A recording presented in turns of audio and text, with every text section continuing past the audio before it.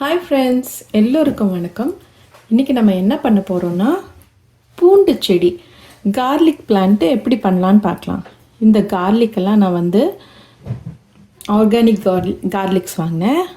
இந்த கார்லிக்ஸ் என்ன பண்ணினேன்னா மேலே கட் பண்ணிவிட்டு அதுக்கப்புறமா இந்த மாதிரியான ஒரு கோகோனட் ஷெல்லில் பாருங்கள், இந்த மாதிரி ஒரு கோகோனட் ஷெல்லில் 3 கார்லிக் தான் வச்சுருக்கேன். மேலே லைட்டாக சீவிட்டு அந்த கார்லிக்கை இந்த மாதிரி கீழே ஒரு பிளாஸ்டிக் டப்பாவில் தண்ணி ஊற்றிட்டு இப்படி மேலே வச்சுட்டேன். இந்த கோகோனட் ஷெல்லை ஒரு சின்ன ஒரு 3 ஓட்டை இருக்கும் இல்லைங்களா பின்னாடி கோகோனட் ஷெல்லில், அந்த ஓட்டை வழியாக தான் நீங்கள் பார்த்தீங்கன்னா தெரியும்.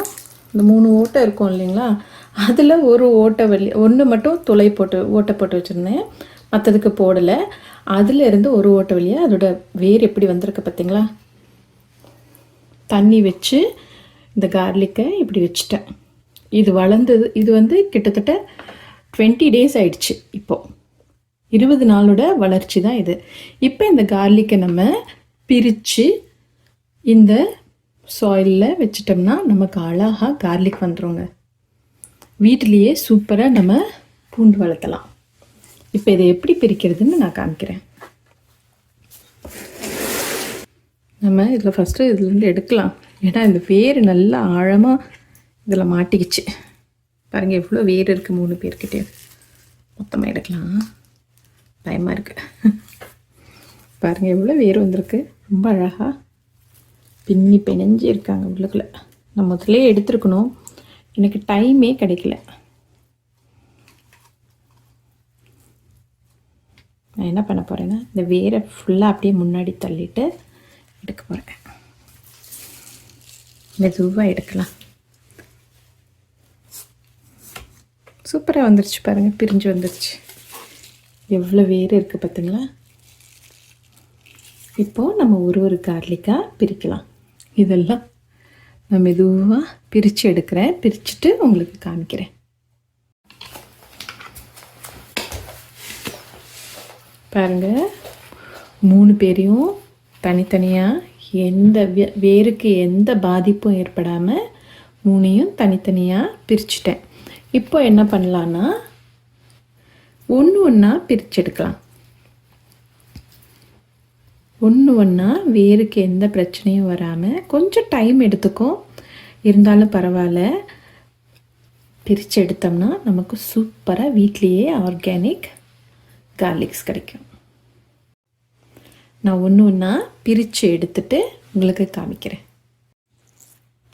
இந்த மாதிரி நம்ம ஒரு கார்லிக்காக அழகாக பிரித்து எடுத்துக்கலாம். வேருக்கு எந்த பாதிப்பும் ஏற்படாத மாதிரி பிரித்து எடுத்துக்கலாம். பாருங்கள், ஒரு கார்லிக்கும் அழகாக பிரித்து எடுத்தாச்சு.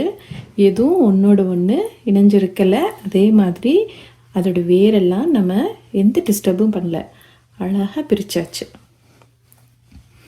சில பூண்டு வரலை, முளைக்கலை, பட் ஆனால் வேர் இருக்குது.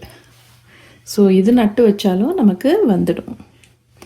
இங்கெல்லாம் நார்மலாக கனடாவில் ஃபாலில் இந்த மாதிரி கார்லிக்கு, பீட்ரூட்டு, கேரட்டு இதெல்லாம் நடுவாங்க. இப்போது இந்த சீசனில் நட்டோம்னா நமக்கு ஒரு 3 மாதம் கழித்து சூப்பராக கார்லிக் கிடச்சிடும். இப்போ நம்ம இந்த கார்லிக்கெல்லாம் இந்த பாட்டில் வச்சிடலாம். எல்லா கார்லிக்கும் இந்த பாட்டில் நான் வைக்க போகிறதில்ல. நல்ல லூஸான சாயில் இது. கொஞ்சம் கார்லிக் மட்டும் இதில் வச்சுட போகிறேன். ஸோ எப்படி வைக்கலான்னா ஃபஸ்ட்டு நம்ம விரலால் நல்லா முழுசாக ஒரு விரல் போகிற அளவுக்கு குழி பண்ணிக்கலாம்.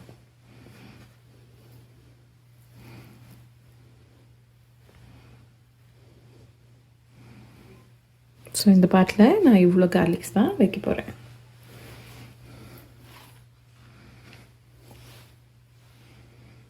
வேரெல்லாம் உள்ளே தள்ளிக்கலாம்.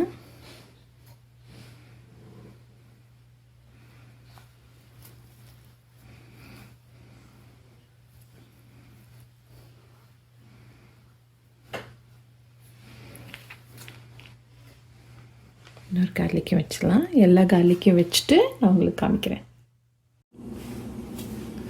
இப்போ இதில் நம்ம 7 கார்லிக் வச்சுருக்கோம். கரெக்டான ஸ்பேஸிங்கில் வச்சுருக்கோம்.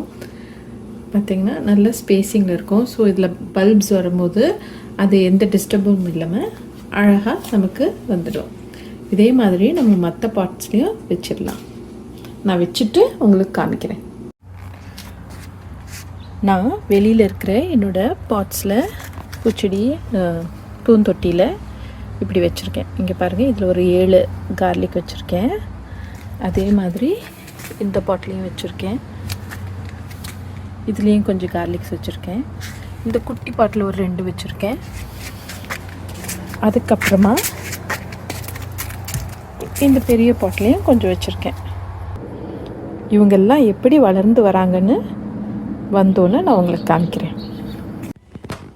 இன்னும் கொஞ்சம் கார்லிக்ஸ் நம்மக்கிட்ட இருக்குது. இது வந்து நான் என் ஃப்ரெண்ட்ஸ் கேட்டிருக்காங்க. ஸோ அவங்களுக்கு கொடுக்கலான்னு நான் வச்சுருக்கேன். பாருங்கள், நம்ம வச்ச இந்த செடியெல்லாம், இந்த பூண்டு செடியெல்லாம் இப்போது 2 வீக்ஸ் மேலே ஆயிடுச்சு. இது வந்து நான் சேகரித்து வச்சுருக்கிற என்னோடய காஃபி கிரவுண்ட்ஸ். இதை நான் வேஸ்ட் பண்ணாமல் என்ன பண்ணேன்னா செடிங்களுக்கெல்லாம் உரமாக போட்டுருவேன். இதில் நைட்ரஜன் நிறைய இருக்கிறதுனால இவங்க வளர்கிறதுக்கு இது ஒரு நல்ல உரமாக இருக்கும்.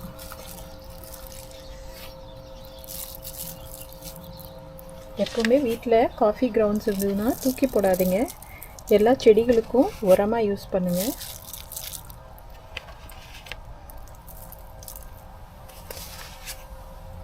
சர்க்கரை போடாமல் இதை நம்ம யூஸ் பண்ணணும். சர்க்கரை போட்டிருந்ததுன்னா அந்த காஃபி கிரவுண்ட்ஸை யூஸ் பண்ணக்கூடாது. சர்க்கரை இல்லாததை யூஸ் பண்ணிக்கலாம், இல்லைன்னா எறும்பு வந்துடும். இப்போ இங்கே கிளைமேட் வந்து ரொம்ப எக்ஸ்ட்ரீமாக இருக்குது. அதனால கொஞ்சம் வளர்ச்சியும் கம்மியாக இருக்குது. நம்ம பார்க்கலாம் எப்படி வராங்கன்னு தெரியல. வரும்போது நான் உங்களுக்கு காமிக்கிறேன். நல்லா வந்துச்சுன்னா இதோட ஹார்வெஸ்ட் நான் உங்களுக்கு வீடியோ எடுத்து போடுறேன். பை ஃப்ரெண்ட்ஸ், அடுத்த வீடியோவில் பார்க்கலாம்.